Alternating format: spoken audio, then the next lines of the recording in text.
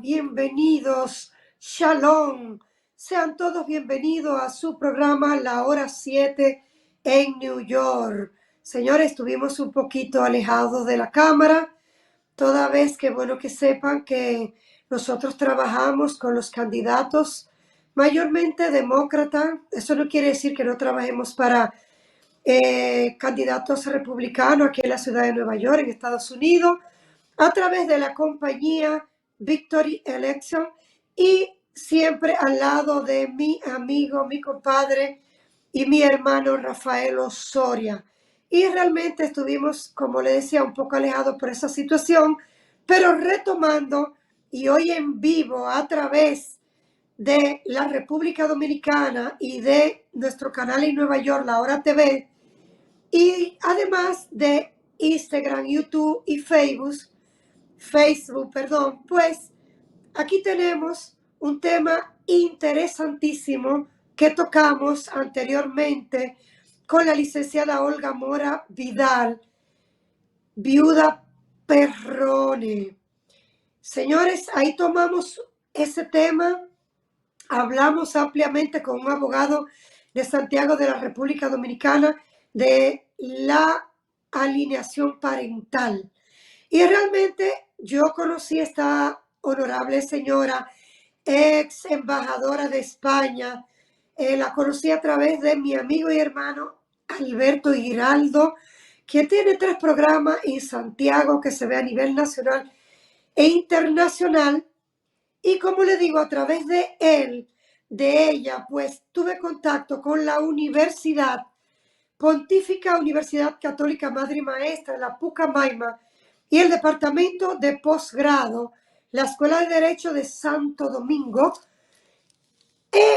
y fui invitada para esta conferencia magistral donde intervinieron 4 grandes personalidades de la República Dominicana y el tema fue análisis social y jurídico de la alienación parental y su incidencia en los núcleos familiares dominicanos.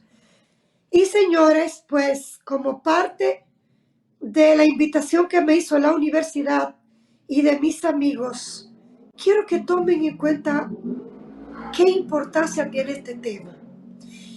Jesucristo dijo, no solo del pan vivirá el hombre. Qué profundo. No solo necesitamos alimentarnos para vivir. La convivencia humana es muy importante. ¿Y qué pasa en los hogares que se separan, en los hogares que se divorcian? En el mundo entero, no solo hablamos de la República Dominicana y de Estados Unidos. ¿Qué pasa? Que una parte, llámese abuelo, tío, mamá o papá, son parte de esta situación que se llama alineación parental, donde coloca a uno de los padres como el malo, como el irresponsable, llevando esta situación tan profunda hasta los tribunales, muchas veces con acusaciones de violación, violación sexual, de agresión sexual, de incumplimiento de alimentación alimentaria y tantas otras cosas que no son más que el reflejo de la insatisfacción de la madre o del padre, de la incapacidad de poder romper con esa relación de una forma psicológicamente saludable, la incapacidad de la separación de esa pareja sin dañar al otro, pero más que eso, dañando al menor, utilizando al menor a los fines de dañar a la pareja para nuestra insatisfacción o nuestra necesidad de venganza, nuestras necesidades no cumplidas. Entonces, se utiliza al menor para esa situación, llevando a las cárceles mujeres, hombres, o sea, padres y madres, tíos y demás parte del círculo familiar solamente porque yo tengo una sed de venganza, porque yo no supe resolver una situación con un psicólogo, con un psiquiatra, y quiero vengarme, y por eso entonces voy a caer en esa alineación parental. Y aquí estos profesionales de la conducta, como una honorable magistrada de la Corte de Niñas, Niños y Adolescentes de San Cristóbal, van a tratar desde el lado científico, jurídico, psicológico y psiquiátrico lo que es la alineación parental y su incidencia en los núcleos familiares dominicanos. Realmente la escuela de la Universidad Católica Madre y Maestra en su disertación no tuvo desperdicios. Realmente fue algo que para mí ha sido una escuela, y así quiero que los escucha televidentes de la hora 7 en New York vean esto como una escuela que nos presenta inclusive trivialidades y nos presenta un no ajuste real jurídico con la alineación parental, donde todavía países como la República Dominicana no lo aceptan como parte de las legislaciones jurídicas de nuestro país. Otros países sí. Y entonces, por eso es tan interesante que usted escuche este programa, que va a ser la mitad, y en el próximo programa veremos la mitad de ese programa de la Universidad Pontífica Madre y Maestra de la Pucamaima, donde nos da clase de qué es la alineación parental. Y esto es tan grave que yo tengo un caso de adultos donde aquí en la ciudad de Nueva York, alguien que ha utilizado esa alineación parental con su hijo, y después de 30 años de matrimonio, el resultado fue que la madre y el hijo llamaron a la policía para que se llevara al padre. Gracias a Dios no sucedió, yo los conozco. Y ellos se fueron del hogar, la madre y el hijo abandonaron el padre solamente porque en 30 años de matrimonio, donde ese hijo nació, esa madre con esa sed de venganza, de situaciones no resueltas, la utilizó con su hijo menor, que hoy es adulto, dañando a ese hijo en contra de su padre. Y hoy ellos están por un lado, el padre por el otro lado. Y fíjense hasta dónde puede llegar la alineación parental. Este síndrome hasta dónde puede llegar. Pero este síndrome puede llevar esa manipulación de uno de los padres con un hijo menor. Pero claro, ese hijo menor va a crecer, puede terminar en suicidio, en asesinato, en homicidio, que es diferente, en que ese hijo tenga trastornos de bipolaridad, tenga trastornos de todos estos trastornos que establece la psicología y la psiquiatría. ¿Por qué? Todo porque en la niñez de ese ser humano, la madre o el padre decidió acogerlo como hijo de él solo, con una subjetiva y falsa protección, y ha acogido a ese hijo hablando mal en todos esos años de él, la pareja, sea cual fuere que lo hiciese, y va dañando la mente de ese ser humano, que mañana, como resultado, no va a poder ese ser humano tener un hogar feliz. Pero la madre o el padre no lo tuvo. ¿Pero en qué terminó ese hogar?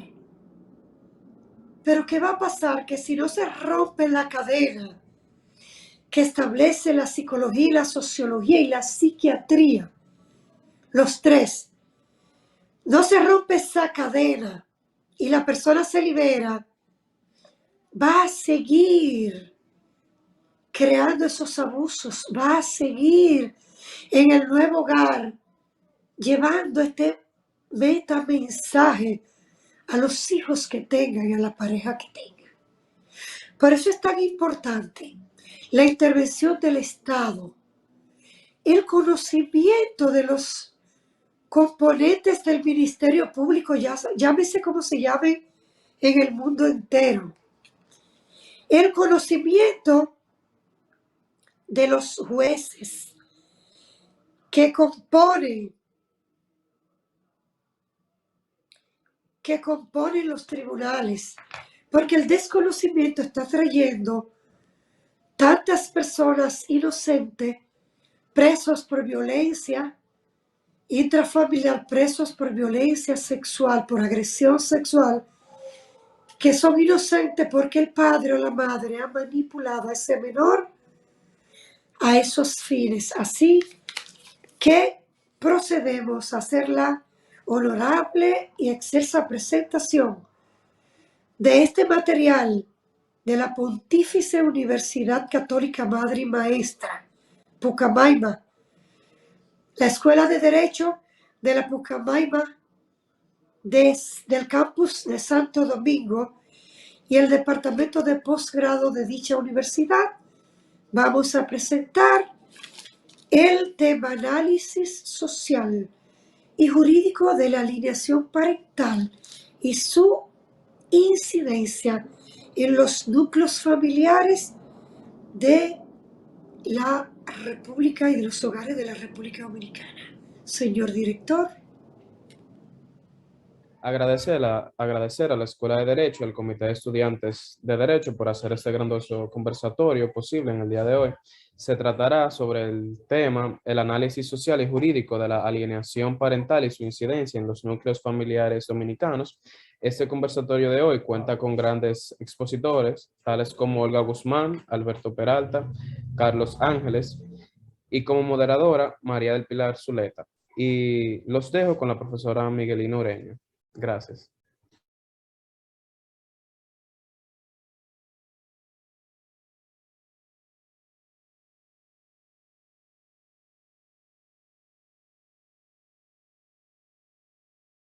También en la justicia.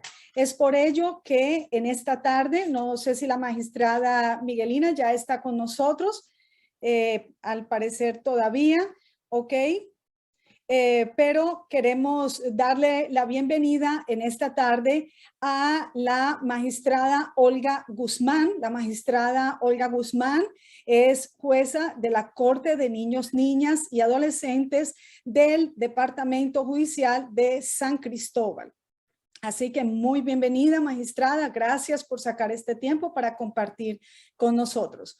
En segundo lugar, tenemos al doctor Alberto Peralta, psicólogo clínico forense y miembro de la Academia de Ciencias de la República Dominicana. Veo que la profesora Ureña ya está con nosotros. Adelante, profesora.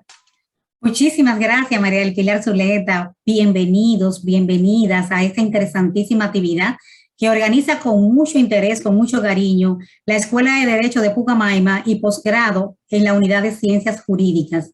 En nombre mío, que soy Miguelina Ureña, en nombre del director de la Escuela de Derecho, que es el doctor Héctor Aliés, y de los estudiantes de Derecho representados en esta oportunidad por el joven Miguel, sinceramente le agradecemos a cada uno de ustedes su presencia, con especial atención a nuestros expositores que han sacado su tiempo y sus conocimientos para compartirlo con nosotros y con nosotras en el día de hoy, con un tema de tanto interés jurídico, social, familiar, como es el caso de la alienación parental y su incidencia en los núcleos familiares dominicanos. Han habido muchos casos en el que se entiende que de alguna manera un niño, una niña, un adolescente ha sido manipulado por la autoridad parental, que no necesariamente puede ser el padre o la madre. Ya conocemos que el concepto de autoridad parental pues es mucho más abarcador que el concepto padre y madre. aunque como nos dirán los expositores, es probable que se dé con más frecuencia a través de los progenitores, pero no necesariamente, quizás, de forma exclusiva. Para hablarnos de lo que sí saben del tema, tenemos aquí, como decía María del Pilar Zuleta, a 3 destacados profesionales conocedores del tema en el área de su competencia. Para mí es un placer presentarle, inicio con nuestra dama de la tarde de hoy, que es la honorable magistrada Olga María Guzmán, jueza de la Corte de Apelación de Niños, Niñas y Adolescentes del Departamento Judicial de San Cristóbal de esta República Dominicana. Ella es egresada de la Universidad Autónoma de Santo Domingo, también tiene un máster en Derecho Constitucional de la Universidad Iberoamericana, de UNIBE, tiene un máster en Administración de Justicia Penal, tiene un posgrado en Derecho Civil, tiene muchas especialidades, tiene muchísimos cursos que tienen que ver con el tratamiento de la justicia en materia penal juvenil, tiene varias maestrías, incluyendo, por supuesto, una de Pucamaima. Es también miembro de la Subcomisión de Política de Igualdad de Género del Poder Judicial, de la Comisión de Capacitación de la Escuela Nacional de la Judicatura y de otras asociaciones con gran interés. La magistrada Guzmán realmente nos honra de verdad con su presencia en esta tarde de hoy con el tema que más adelante nos va a exponer. También contamos con el doctor Carlos de los Ángeles. Él es doctor en medicina de la UAS, psiquiatra, tiene psicología en medicina de la Universidad Complutense de Madrid. Es profesor numerario de psicopatología y psiquiatría clínica. Es director del Hospital Psiquiátrico Padre Villini. Siempre que me acuerdo del Hospital Padre Villini, no recuerdo la obra famosa de los 500 locos. Es supervisor nacional de salud mental del Ministerio de Salud Pública, es director del Hospital de Félix María Toico, ha sido jefe del Servicio Hospital Psiquiátrico Padre Villini por 28 años, de modo que aquí hay mucha experiencia acumulada. Él tiene toda una vida profesional vinculada al quehacer de la psiquiatría y de la psicología. Cofundador y coordinador clínico de la residencia de psiquiatría forense. Tiene estudio en materia forense de psiquiatría y conoce el tema del que nos va a hablar en el día de hoy. También contamos con el doctor, perdón, que se me borró acá, cosas que pasan en vivo. Ok, con el doctor Carlos de los Ángeles. Ya había presentado yo al profesor Carlos de los Ángeles y a la doctora Olga. También tenemos aquí, Alberto Peralta. Alberto Peralta, es que se me borró de acá, perdón, profesor, perdón, pero ya estamos aquí y tengo su hoja de vida en mis manos. Tenemos al psicólogo clínico Alberto Andrés Peralta, tiene licenciatura magna cum laude de la UNFU, una maestría y un doctorado summa cum laude, señor, eso es mucho estudiar para ganarse un summa cum laude, mi respeto. Es parte de la formación de España, tiene una formación en España sobre peritaje psicológico forense. Fue creador y primer director de la carrera de psicología de la Pucamaima. Por Dios, profesor, muchísimas gracias por ese aporte. Qué lujo tener a nuestro director fundador en esta oportunidad. Pucamaima realmente le agradece muchísimo estar con nosotros de manera muy particular por esa trayectoria de academia en nuestra universidad.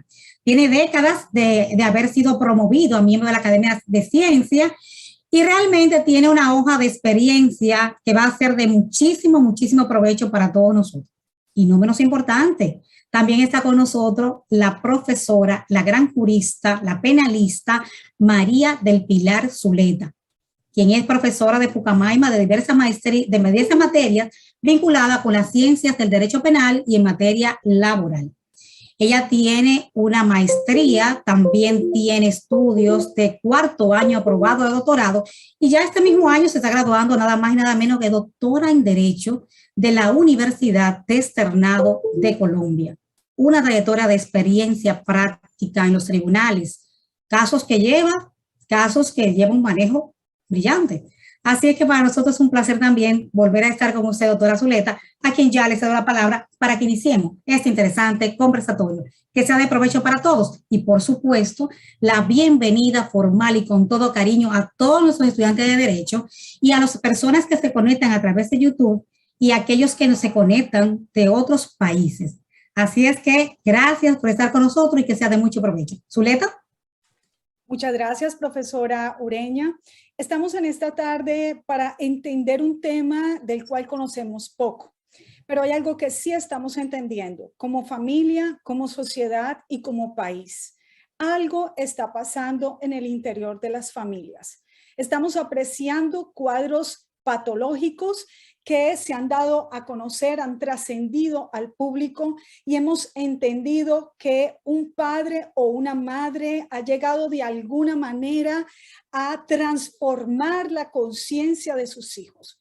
Para no hablar de lo que no dominamos, queremos darle ahora la oportunidad a nuestros tres panelistas para que desde la perspectiva psicológica, pero también desde la perspectiva jurídica, nos permitan en esta tarde entender cuando hablamos de alienación parental, a qué nos estamos enfrentando, cuáles son sus características, de dónde surge este fenómeno, cómo se enfrenta en justicia.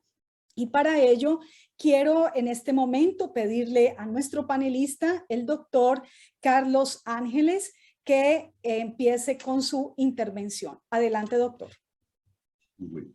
Buenas noches. Gracias a la Escuela de Derecho de la Pucamaima en el campus de Santo Domingo y al decanato de posgrado. Tenemos aquí una visión general de fácil comprensión. No tiene muchos detalles técnicos, porque así quise que fuera más fácil para un público general, no necesariamente psiquiatras y psicólogos. Y vamos a plantear el concepto de conflicto por interferencia parental. Y lo vamos a hacer comparándolo con el síndrome por alienación parental. Tendremos un caso ilustrativo y luego daremos unas pautas para desarrollar habilidades y competencias en intervención en casos de interferencia parental.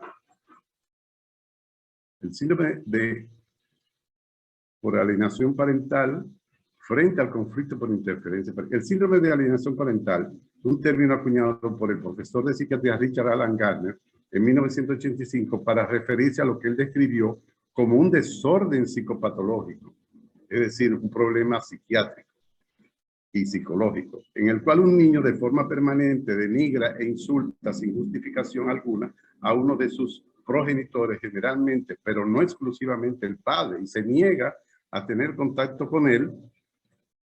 Dentro de la comunidad académica, el síndrome de alienación parental carece de consenso científico por no reunir criterios metodológicos científicos necesarios para ser aceptado y por eso se lo considera pseudocientífico. Sin embargo, en la clasificación internacional de enfermedades están los códigos QE 51 y 52 que se refieren a los conflictos parentales y entre parejas. Entonces, tenemos que ese párrafo, usted lo puede encontrar en múltiples artículos en la internet y lo traigo a colación porque permite comprender cómo un fenómeno psicosocial de fácil constatación en la vida cotidiana puede ser negado con tanta vehemencia, lo cual estaba injustificado. El problema estriba en que los fenómenos de la vida humana se producen en sociedad y no pueden adscribirse sin más a la medicina o a la psiquiatría. En otras palabras, debemos resistir los intentos de medicalizar y psiquiatrizar la sociedad. Síndrome es un término médico y psiquiátrico que hace alusión a algo patológico que puede orientar hacia el diagnóstico de una enfermedad. Ahí es donde la visión de Gardner se volvió problemática. Gardner, como médico, utiliza el término síndrome y como psiquiatra se decanta por el término alienación, propio de la patología mental. Por lo tanto, califica un hecho humano con los conceptos de la patología, pero este error no justifica la negativa a ser aceptado en el estamento jurídico, bajo la falacia de que si no está aceptado por las clasificaciones internacionales de las enfermedades es porque carece de base científica. Es una falacia. Cuando nos dicen que los expertos del DSM o de la CIE no aceptan. DSM es el Manual de Diagnóstico y Estadística de la Psiquiatría Norteamericana y la CIE es la Clasificación Internacional de Enfermedades. No aceptan el fenómeno. Debemos pensar en las innúmeras ocasiones en que los llamados expertos se han equivocado o han cometido fraudes en diversas investigaciones. Baste solo un ejemplo para comprender esta aseveración que parece osada, pero no lo es. Durante la pandemia del COVID-19, que no se ha superado, cada semana los expertos nos daban una orientación que desautorizaba las medidas de la semana anterior. Recuerden que un día las mascarillas no eran necesarias y una semana después las mascarillas eran obligatorias. Con las vacunas, las contradicciones entre las autoridades mundiales fueron de mayor magnitud inclusive. Pues bien, la idea es evitar que en nuestro ordenamiento jurídico futuro utilicemos el término síndrome de alienación parental y en su lugar usemos la denominación de conflicto por interferencia parental, más neutral con respecto a patologizar la humana y la sociedad. Así como tampoco un divorcio debe ser considerado como una patología mental. Ahí hay dos libros, Pedro Voltes, Errores y fraudes de la ciencia y la técnica, solamente para que ustedes sepan que se ha estudiado ese tema de los errores y los fraudes de los llamados expertos. ¿Qué es un conflicto? Se produce un conflicto cuando entre un individuo y su meta se interpone un obstáculo. Para el ejemplo nuestro, en este contexto, cuando entre un progenitor y su hijo se interpone un pariente que desea boicotear la sana relación entre ellos. El concepto de conflicto es general, le puede ocurrir a cualquiera y no tiene connotación de patología o de enfermedad. El conflicto no es una enfermedad. El hecho de que sea un pariente el que interfiere le otorga a sí mismo la cualidad de ser una interferencia parental. Ante los conflictos se nos presentan 4 posibilidades de solución que todos ustedes comprenderán con la sola enunciación. Ante el conflicto, la huida, cuando no se tienen fuerza suficiente para enfrentarlo. 2, la lucha, cuando se considera que se tiene fuerza para enfrentar. Cuando no se puede tomar una decisión inmediata, se abre un compás de espera. Y 4, cuando no hay escapatoria, la solución es la aceptación. Por ejemplo, cuando nos dan un diagnóstico de una enfermedad terminal, a pesar de que luchamos por mejorar la condición y para tener una vida digna, siempre sabemos que el final está cerca y por eso debemos optar sanamente desde el punto de vista psicológico por la aceptación. Mire, en vez de progenitor, perpetrador o alienador, utilizamos el término progenitor aceptado, que es aquel que está perpetrando el conflicto. Tiene incapacidad para aceptar la ruptura de la pareja, mantiene la relación a través del conflicto, tiene deseos de venganza, intento de control exclusivo de los hijos, permanentemente da dobles mensajes de amor y odio a los niños y actitudes empáticas exageradas con los hijos, lo que le lleva a no disciplinarlos y a complacerlo en todo. ¿Sí? El progenitor rechazado, que es la víctima, en vez de alienado, que hace alusión a la locura, poca empatía con los hijos como reacción al rechazo, rigidez y defensividad permanente. Y a pesar de la protesta, él está cómodo porque se le está exonerando de ciertas responsabilidades. La hostilidad reactiva y persecución del hijo con llamadas telefónicas y visitas imprevistas. Es decir, como si estuviera vigilando. En el caso de los niños, son victimizados por múltiples abusos, incluso cuando estamos tratando de orientar a la justicia y revivir los momentos del abuso a través de la cámara de Gesell, etcétera, etcétera. Estos hijos lo que hacen es que buscan protección aliándose a uno de los progenitores, pero al hacerlo sienten angustia por traicionar al otro. Creen que ayudan al que sienten más débil, el que más se queja, aliándose.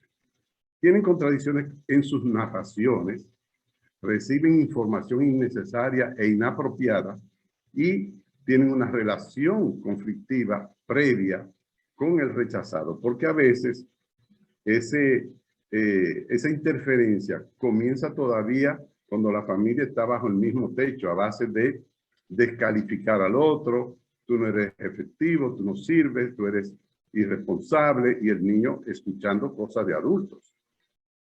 Aquí está la imagen. Bueno, una de las grandes estudiosas del tema es la doctora Asunción Tejedor, de la Universidad de Granada. Hay en uno de sus libros, el síndrome de alienación parental, perdón, y el de las víctimas de interferencias parentales. La imagen del centro es el abismo que causa uno de los progenitores frente a los hijos y el otro progenitor. Es decir, el progenitor rechazado y el progenitor aceptado. Hay un abismo. El individuo se siente incapaz de resolver el conflicto y por lo tanto necesita de una intervención. El caso ilustrativo. Dice Asunción Tejedor, el proceso por el que un progenitor actúa intencionadamente para provocar el rechazo de sus hijos hacia el otro progenitor es uno de los más insidiosos y destructivos que una familia puede experimentar. Si es cierto que el interés supremo del Estado, la familia y la sociedad es el bienestar del niño, entonces la administración de justicia debe considerar la interferencia parental como abuso infanto-juvenil, ya que todo niño tiene el sagrado derecho de tener un padre y una madre, aun cuando estos estén separados por acuerdo o por divorcio definitivo. Por ejemplo, tenemos este caso. Un señor divorciado y con un desmedido afán de hacer sufrir a la ex esposa, pero que no pudiendo acusarla directamente a ella, decide con su hermana menor y una abogada acusar de abuso sexual en contra de la niña de 7 años a una amiga de la madre. Precisamente esa amiga de la madre es la que, trabajando en un bufete de abogados, frente al difícil proceso de divorcio, orienta a la madre para que un abogado la represente. Y este señor le tomó entonces odio y deseo de venganza contra esa persona. No obstante, el padre obtiene la custodia de la niña mediante la técnica de someter a la madre a acoso verbal y desacreditarla en todos los escenarios, secundada por su hermana, tía paterna de la niña. Un dato interesante es que se apreció en el padre una personalidad querulante o pleitista con un alto grado de tendencia al fanatismo. Este señor amplió su radio de acción manipuladora, obteniendo los teléfonos del psiquiatra y la psicóloga contratados por la oficina de abogados de la imputada para influenciarlo en su opinión y asesoría a dichos abogados. Otro dato es que en la sesión de evaluación de la niña, en la cámara de Geseldin Nasir, interrumpió la sesión cuando entendía que la niña no estaba declarando lo que él deseaba. Un momentito, a ver qué, porque no sé, no, ok. Llegó a argumentar que la psicóloga estaba influenciando a las declaraciones de la niña. De manera sorprendente, la psicóloga evaluadora no hizo constar ese incidente en su informe, a pesar de que amenazó al padre con interrumpir la evaluación. La psicóloga emitió un informe favorable a la acusación del padre contra la amiga de la madre, que nunca había cuidado ni bañado a la niña, ni se había quedado sola con ella, según declaró la madre de la niña. Una legista había avalado lesiones por abuso sexual y el informe parecía copiado textualmente de un libro de medicina legal y forense, por la coincidencia en la descripción tan precisa de las lesiones, cosa que en la vida cotidiana no aparecen todos los detalles, imagen en reloj específica, como la tiene un libro de texto. Parece que se copió el libro de texto, situación que nos resultó dudosa, porque recuerden que la oficina de abogados que defiende a la señora nos contrató para evaluar el informe de los psicólogos de INASIF y las declaraciones del padre. Bien.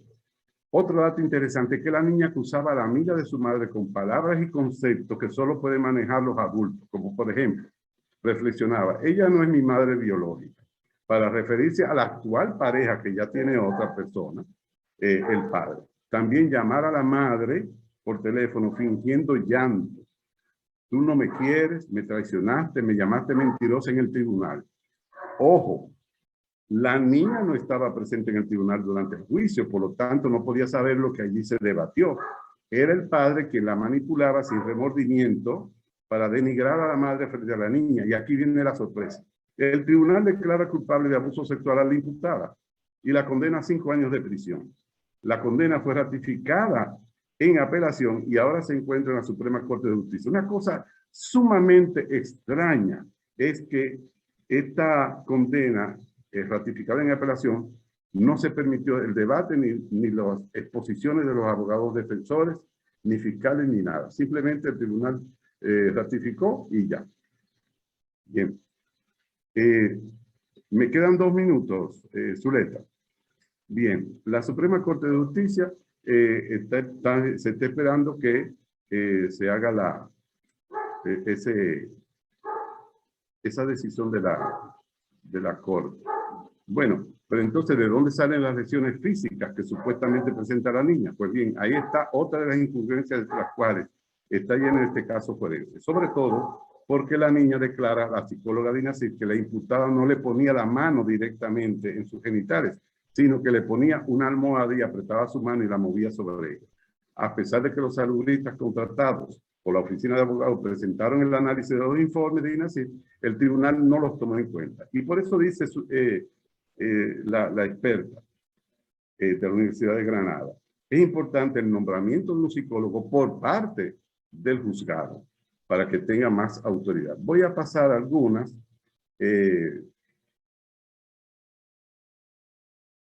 Más rápido.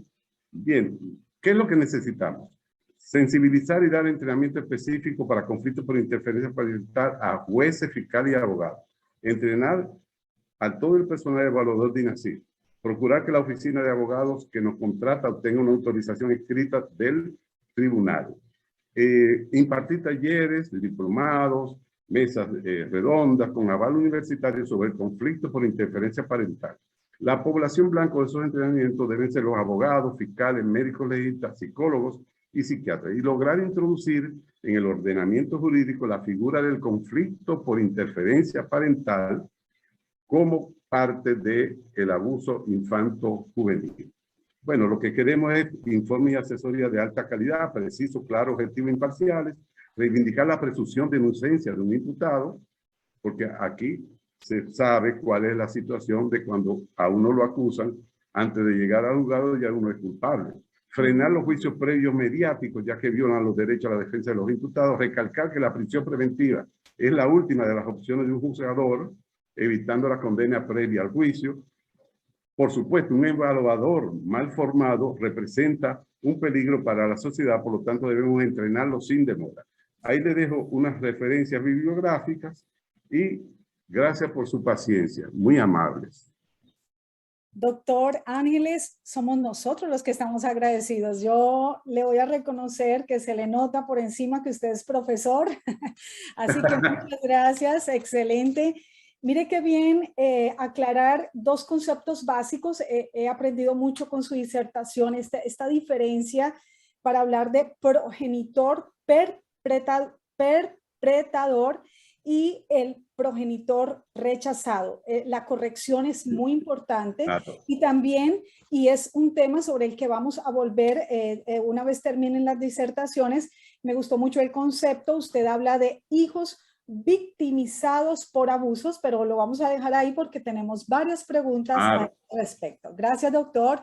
Doctor Peralta, queremos escucharle. Usted también tiene una perspectiva psicológica muy importante y el tiempo es suyo. Adelante. Muchas gracias y gracias a los organizadores, en particular la Pontificia Universidad Católica Media y Maestra por invitarme, permitirme tomarme este tiempecito para compartir algunas ideas al respecto del tema. Ustedes saben que los participantes, en particular mi querido amigo y colega Carlos de Los Ángeles, no nos habíamos, ¿verdad?, comunicado para coordinar las presentaciones. Yo me alegro de escucharlo por primera vez, porque ustedes verán que hay muchas coincidencias en lo que él dijo con lo que yo voy a decir un poquito más adelante a lo largo de esta breve intervención. Precisamente por lo breve, Y de ahí me alegro también que Carlos haya hablado la parte teórica y por eso se vio presionado por el tiempo. Yo no voy a hablar mucho de teoría. Me parece, como me pareció interesante el caso que él presentó, me parece que al público que tenemos aquí, como una manera también de concientizar lo que está pasando, me pareció la mejor idea presentar un caso, ¿no? Del cual no voy a mencionar nombres, pero es un caso reciente y conocido. En fin, retomando un poquito lo que decía Carlos, efectivamente el doctor Richard Gardner en el 85 fue quien acuñó este término de síndrome de alienación, dicen parental, a mí no me gusta el término parental, porque no es castellano, el síndrome de alienación paterna, ¿eh? Parent en inglés es uno de los padres, ¿verdad? Padre o madre. Efectivamente se constituyó en un concepto controversial y lo ha sido, imagínense, desde el 85, eso hace que 35 años. Hasta el día de hoy todavía un tema muy controversial en Estados Unidos. Algunos defienden el concepto, otros lo critican, que es científico, etcétera, etcétera. Poco importa. El hecho es que corresponde a una realidad, realidad que puede ser muy cruda, como pudieron juzgarlo a partir de los datos que el doctor de Los Ángeles dio de su caso y del caso que voy a hablar a continuación. No importa ese nombre, bueno, desde el punto de vista de esta breve intervención, sino que nos concentremos en esa realidad, en las cosas que están pasando, concientizar a jueces, magistrados, ¿verdad? A los actuantes del Ministerio Público, fiscales, a los abogados en general y al público, ¿no? Sobre estas realidades y las injusticias que con demasiada frecuencia se están cometiendo en algunos casos, como efectivamente con esa pobre acusada, esa tía o amiga de la madre, en el caso que él mencionaba. Ahora, es un hecho, eso lo pueden anotar como un hecho ya consumado, que en enero pasado, hace un par de meses, precisamente el 1 de enero, entró en vigencia la versión número 11 de la Clasificación Internacional de Enfermedades, es decir, CIE, de la Organización Mundial de la Salud. E lo incluye como término de síndrome de alienación parental. Lo encuentran, Carlos dio la referencia de los códigos precisos, QE52, lo pueden buscar, eso no es difícil en internet. Efectivamente, ustedes saben que los sentimientos humanos con mucha frecuencia, por no decir siempre, son ambivalentes. Puede haber mucho amor en una pareja, pero en el fondo puede haber cierto rencor. Y a veces esa ambivalencia se equilibra y a veces una cosa se transforma en la otra, ¿verdad? El amor se transforma en odio, el amor acaba, como dice la canción. Y con demasiada frecuencia los hijos, cuando los hay, son víctimas de esos conflictos entre los padres, de divorcios, por ejemplo, separaciones de cualquier tipo, no tienen que estar necesariamente casados. Y entonces se pueden usar a estos hijos, a estos menores, como fichas en un juego conflictivo, ¿verdad? De devolverle, de hacerle la maldad al otro, por esos rencores que pueden quedar cuando hay estos conflictos amorosos o de pareja. Tal como el caso que Carlos presentó, con frecuencia, con demasiada frecuencia, diría yo, que se dan denuncias de abuso contra esos hijos, contra esos menores. Puede ser abuso psicológico, puede ser abuso sexual, ¿verdad? Abuso físico, en el peor de los casos.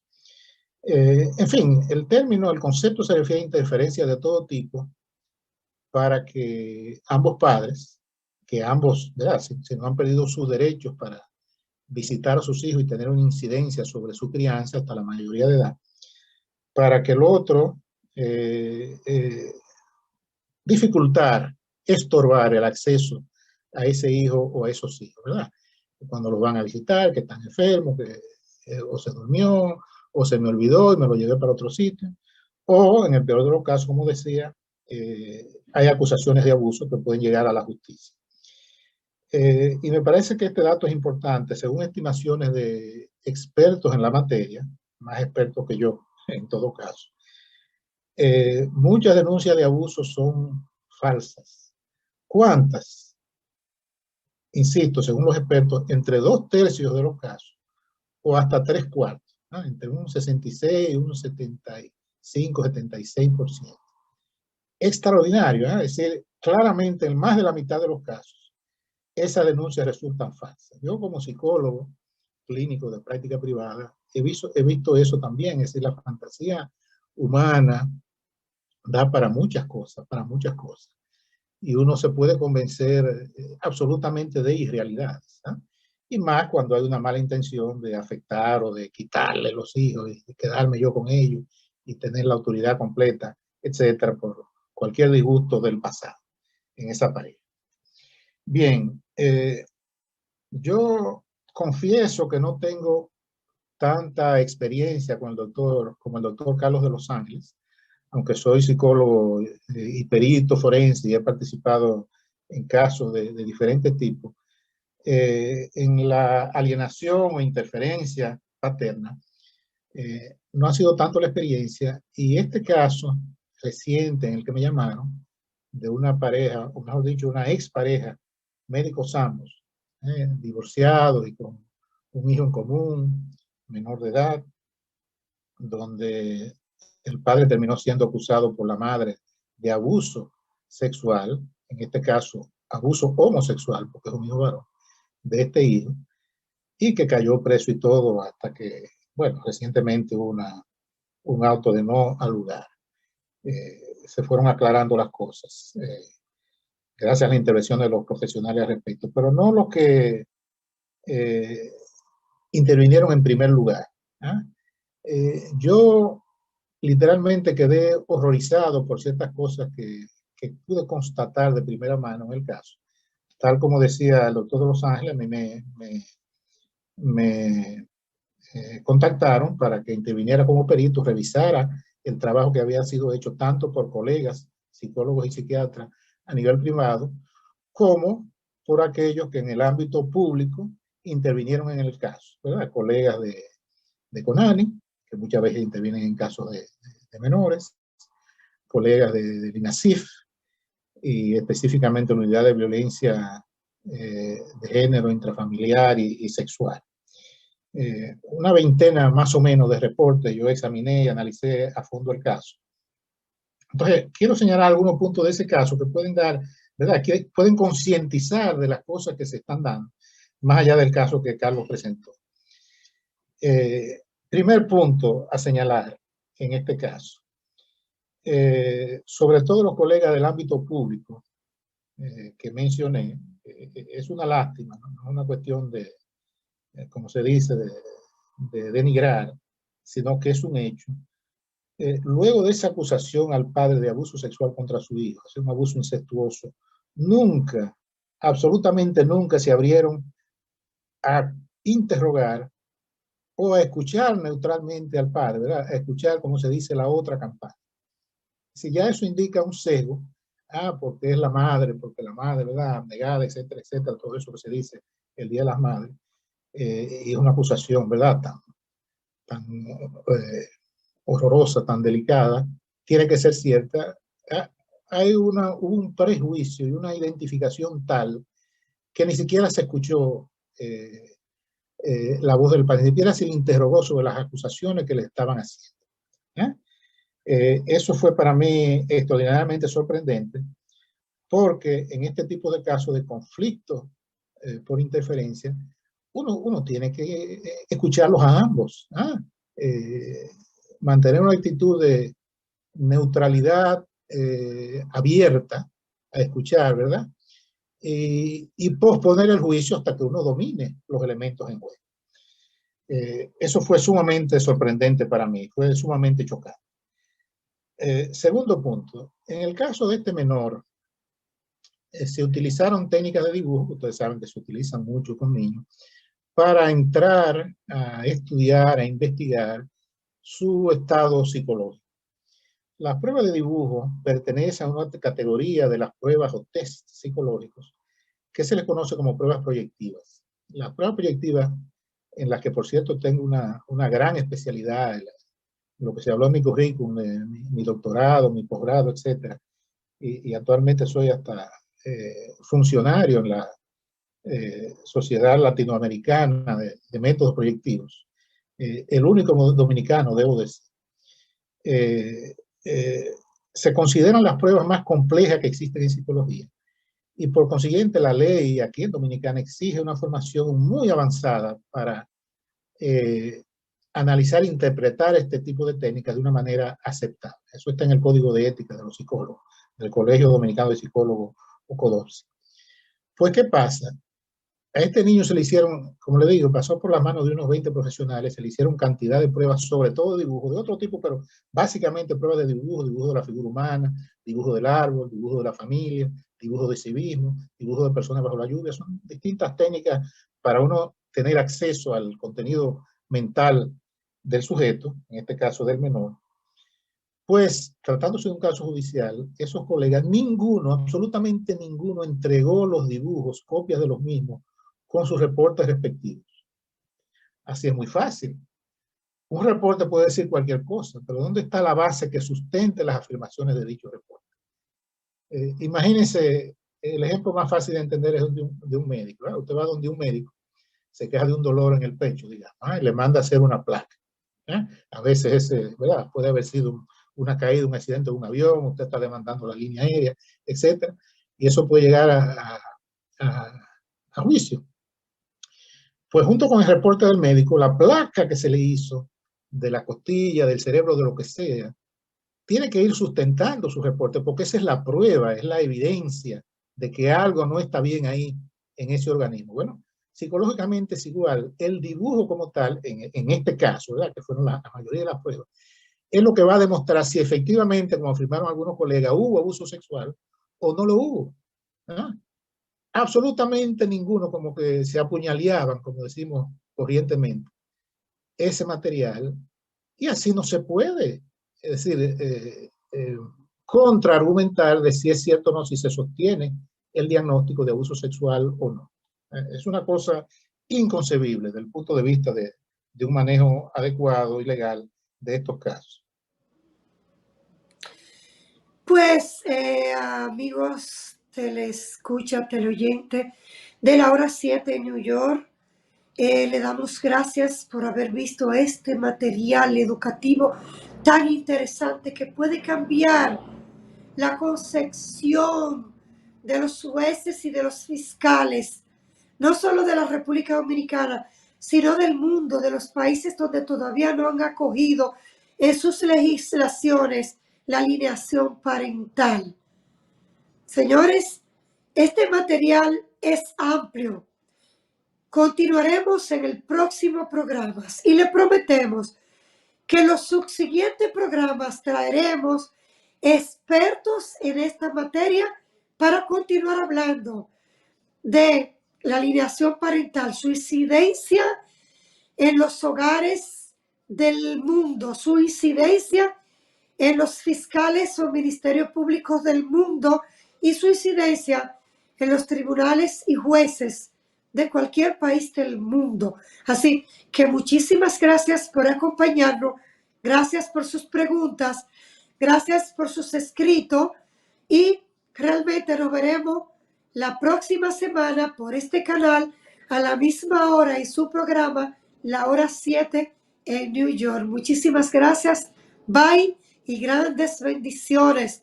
Que el Eterno proteja nuestros hogares y sus hogares. Amén.